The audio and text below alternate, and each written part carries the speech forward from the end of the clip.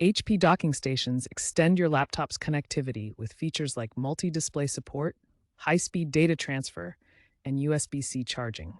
This video covers how to reset your HP dock to resolve common issues like unrecognized devices or charging problems. A reset often fixes firmware conflicts or power issues and is often the first line of defense. Docking stations can experience temporary glitches due to firmware conflicts, power surges, or simple electronic hiccups. A reset clears the dock's memory and restarts its internal controllers, resolving most minor problems without needing more complex troubleshooting. HP's data shows that over 90% of reported issues are resolved via a reset. The most common reset method is power cycling. First, disconnect the docking station from your laptop and the power outlet. Unplug all connected devices like monitors and USB peripherals. Wait 30 to 60 seconds to allow any residual power to dissipate from the dock. Then, reconnect the power cable to the dock, followed by the connection to your laptop. For HP Thunderbolt docks, there's often a reset button, usually a small pinhole on the dock itself.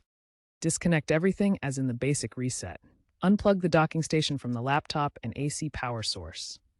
Disconnect all connected devices.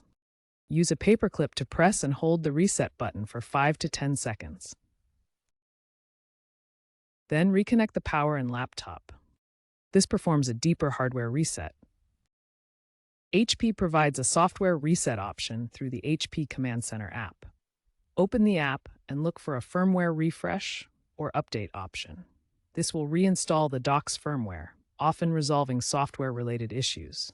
Ensure you have an internet connection for this process. This method is particularly effective for Thunderbolt-enabled models. If a reset doesn't solve the problem, ensure your HP Smart Dock software is updated. Check for driver compatibility issues and update drivers if needed.